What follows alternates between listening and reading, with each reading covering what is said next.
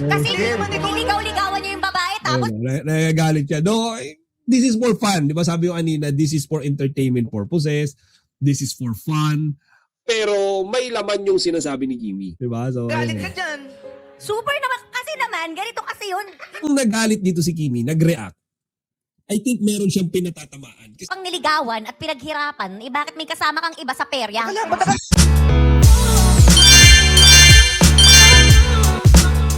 isa lang yung tumatak sa isip ko or sabi nating pumasok sa isipan ko. At iyon, mga kachika, ay yung kanyang, yung ex, ni Xian Lim. Okay? Kasi, nakakatawa tong eksena na to. Okay? Puntahan natin sa bandang simula. Kasi etong lalaking to, si Lester. Okay? I-video natin saglit. Ayan. Kasi po, nagiwalay po kami ng 2022. Nagkabalikan Hanggang Ayun ngayon, na. hindi, Nagkahiwalay si Lester tsaka yung jowa niya 2022. Umaasa si Lester na sana daw maging sila ulit nung ex niya. Kaso, eto ngayon yung catch dyan.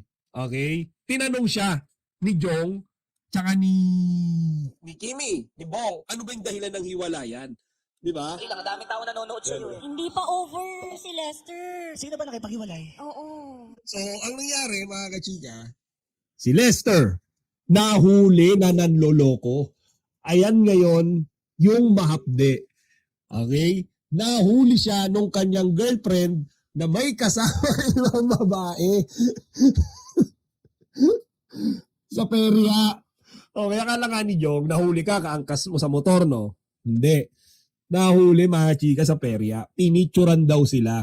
Okay, pinicturan daw sila and then isinend dun sa kanyang ex-girlfriend at dun na nga sila naghiwalay. Okay? So, dito mga chika, habang nagtatanungan sila, syempre, Hula ako. Nahuli nahuli daw sa motor. ka, may ka-backride.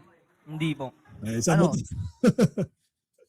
Nakakatawa yung itsura ni Lester parang inosente. So mga kachika, dito na ngayon pumasok si Kimi and nung nagalit dito si Kimi, nag-react. I think meron siyang pinatatamaan kasi parang though this is yung eksena na to is literally a joke. Okay? Literally something na for entertainment, 'di ba? For fun. Pero for me mga kachika, merong hugot si Kimi. Meron siyang parang indirect na sinasabing ayaw niya sa mga manluloko. Okay? Hindi natin masabi in particular, okay, kung sino or ano yung name nung pinaparinggan niya. Pero, mga kachika, yung sinasabi dito ni Kimi, merong laman. Okay, pakinggan natin ha. Pang niligawan at pinaghirapan, eh bakit may kasama kang iba sa perya? Wala, ba't ako? Meron siyang niligawan at pinaghirapan. Tapos, may kasamang iba sa perya. Okay, so yun yung nakakatawang part. Kasi parang si Bong, mga chika, yung reaction niya, Kimi, relax ka lang. Ayan, ino natin ha. Galit ka naman. Kasi niligaw-ligawan niyo yung babae tapos Nagagalit siya. No, this is for fun. Di ba sabi ko kanina, this is for entertainment purposes. This is for fun. Pero may laman yung sinasabi ni Kimi. May laman. Like hindi naman siya magiging masyadong exaggerated dyan or parang sinesermonan niya, di ba, ito si Lester, kung siya ay hindi nakarelate. Okay? Kung siya ay hindi nakaramdam nung same feeling nung ex ni Lester. Kasi mga kachika, alam naman nating lahat, though si Xian Lim, dinedecline niya, sinasabi ni Xian Lim, si Kimi nakipaghiwalay, pero as we all know, merong third party na involved. Okay? Lagi sinasabi ni Xian lagi sinasabi, niligawan niya si Iris Lee, break na sila ni Kimi. Yun yung lagi niya sinasabi, wala na kami ni Kimi. However, there were photos, merong mga proofs na sila pa ni Kimi, marami na silang picture ni Iris Lee together. Meron pa nga, nagre-race sila, sumasama sa mga kaibigan, okay, na iba ring mga celebrities, and hindi kasama ni Xian si Kimi. Ang kasama niya nung that time is yung kanyang director, okay, na si Iris Lee. So doon na nga nagka-developan and ganito, ganyan, nag-break sila ni Kimi and eventually, a month, couple of months after breakup, in-announce niya na may bago siyang jowa. So feeling ko mga kachika, ito yung opinion ko lang to, I'm not saying this is a definite presumption.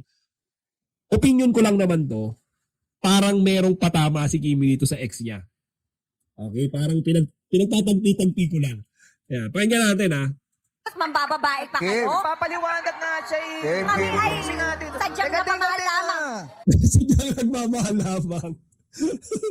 So yan kami ay sadyang nagmamahal lamang. Okay, so nakakatawa kasi yung reaction ni Kimi dito mga chika parang parang nagagalit, parang alam niyo yun, paano ba sabihin yun? Parang sinasabihan niya yung mga yung kapwa niyang babae. 'Di ba na kami normal lamang na feeling. Okay, yung nagmamahal. Bakit nyo kami niloloko? Bakit nyo kami ginaganito? So parang ganyan mga kachika yung message ni Kimi. So ayan, manood natin ha. Nakakatawa eh.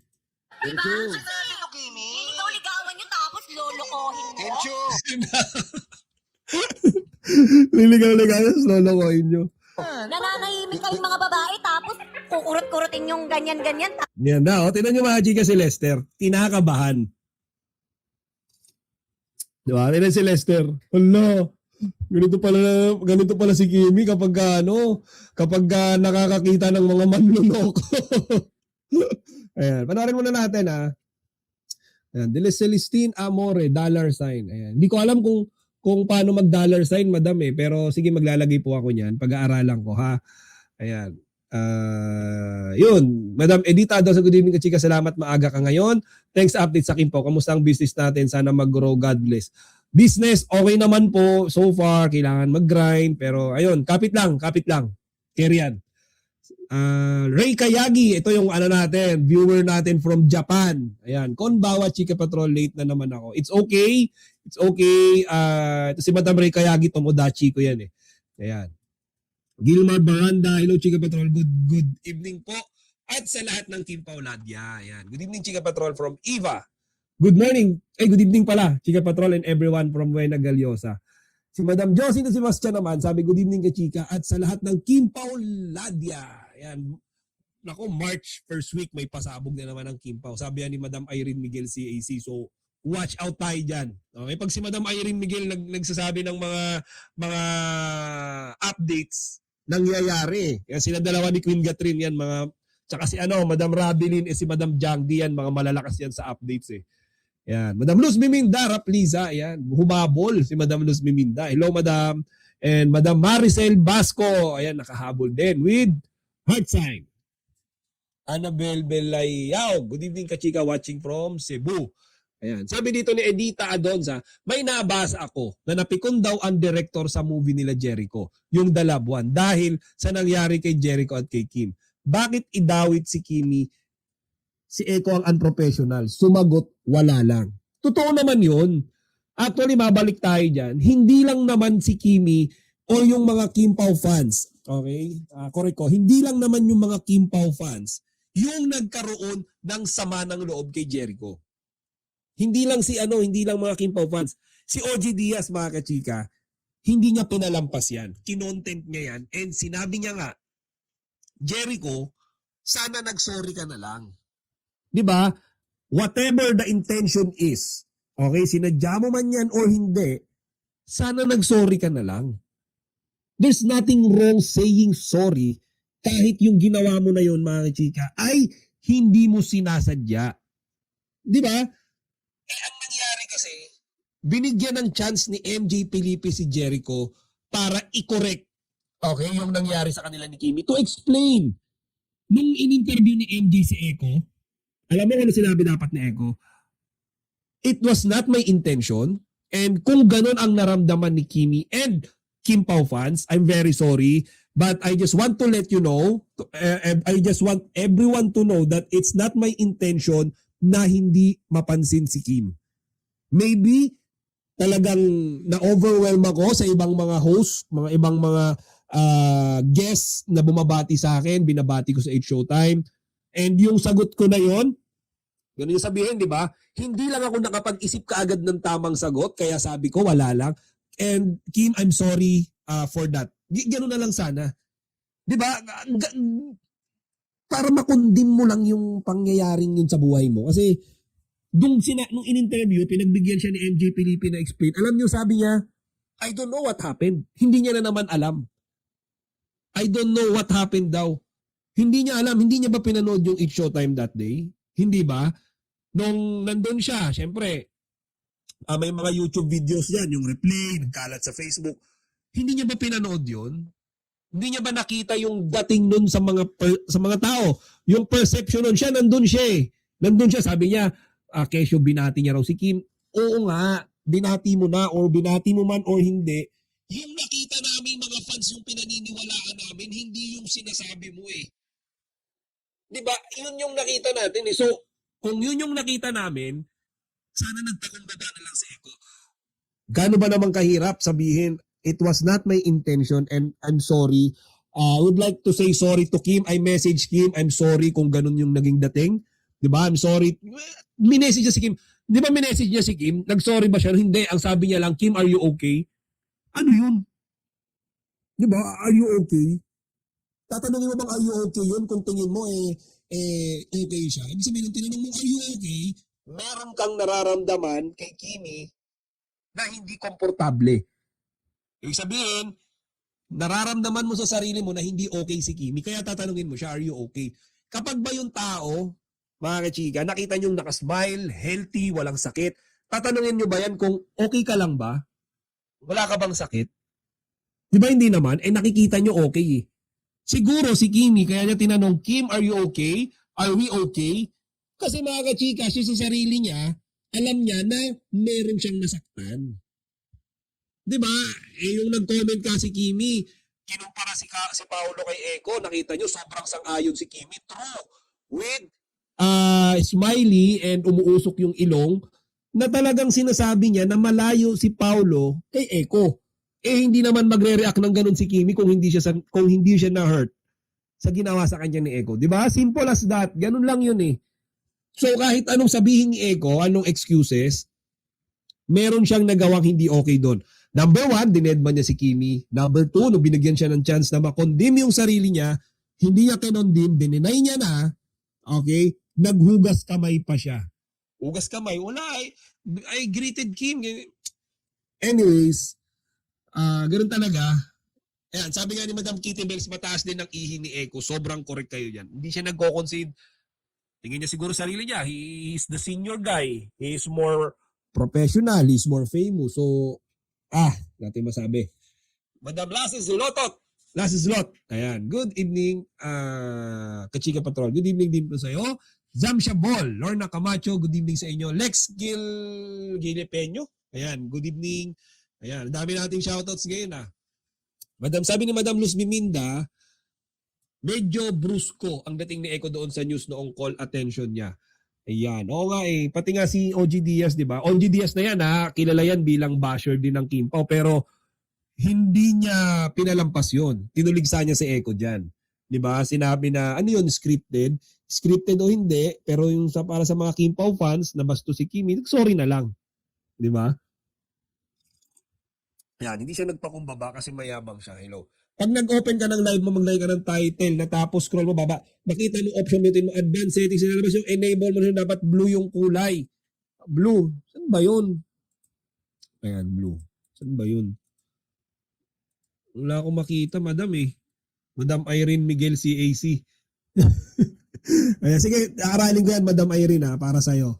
Huwag na siya mag-excuse, napaka-obvious ginawa niya. Kahit sinabi lang niya, I mean it as a joke, I didn't mean to offend anyone. But if na-misinterpret na napanood, apology especially kay Kimi, unfortunately siya pa nagsabi na anong nangyari. Oo nga para sinisisi niya pa nga, okay, yung mga fans na nagkaroon ng ganong impression, para sinisisi niya, bakit kayo nag-react ng ganyan? Hindi ko alam kung bakit. Di ba? Bagaan yung buong madlang people nag-react. Si Bayan may Vice Ganda nag-react. Si OG Diaz nag-react. si Kimi nag-react, tapos siya hindi nagre-react. Ano yun? Di ba? So, ayan, tuloy natin to, mga chika. Tapos Sandali, ba't ka ba kami nahulog sa inyo, Sino maghahanap ba yung pinariringgan mo iba. yan? Ba't parang Eto na naman tayo kay Kimi, no? Kumbaga sabi niya nga, after ligawan, after mag-effort, tapos yung magiging kasama nila, iba. Di ba? So, galing ayan. ka dyan? Super naman, kasi naman, ganito kasi yun. Ayan. Di ba talaga eh? Pero bakit ako naging interpreter? Kaya nga inaayos Interpreter. Natatawa kay Kimi pag ganito eh. Parang ano ba tawag dito? Parang ginagawa niyang drama, comedy. Ayan, parang drama tsaka comedy na halo. nga natin si Punta Lester. dito kay Lester. Ito Lester, sinusundo din ako eh. Pero si Lester. Sabi nga dito, chika, no? Na-trigger daw si Kimi. Ayan, na-trigger daw si Kimi dahil dito sa tawag dito, ginawa ni Lester sa kanyang ex. So, ayan. Ano ba? Ayan, tatawa tuloy siya. Joke lang. Kim, easy lang. Tandaan mo yung Ayan na, nag-advise siya dito si Jong mga kachika. Ayan. sinabi mo kay Oday. Ay, yes. Si Lester, natatakot eh.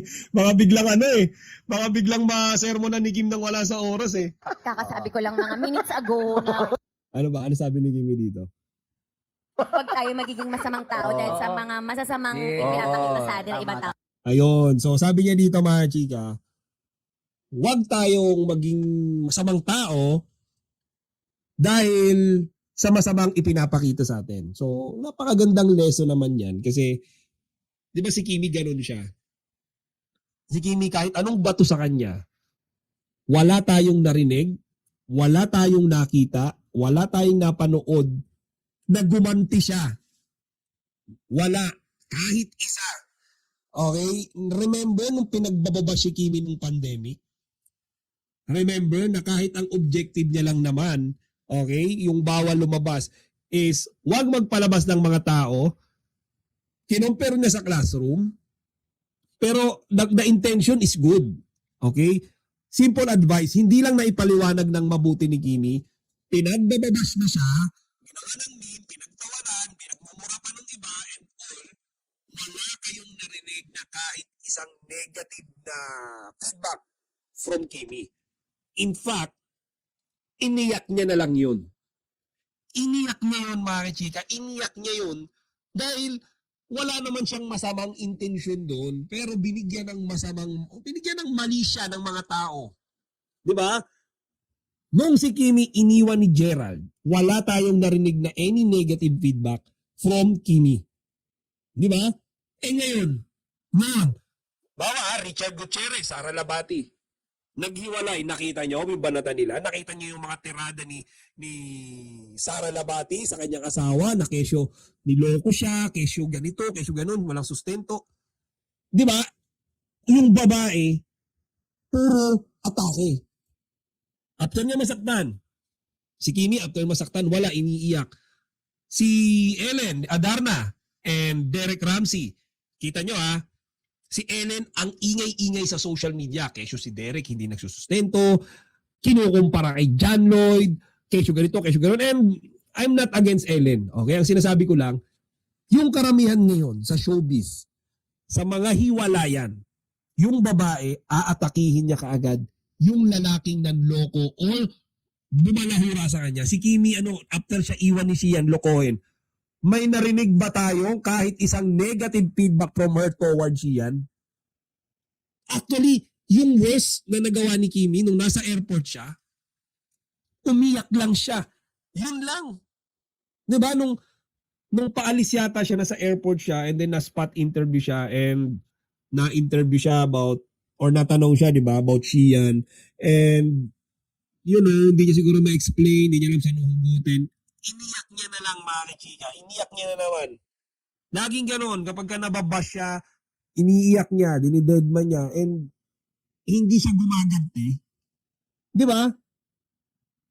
Kung yung worst na siguro, pinaka-worst na sinapit niya kay Lakam, di ba? And wala siyang sinabing anything against Lakam.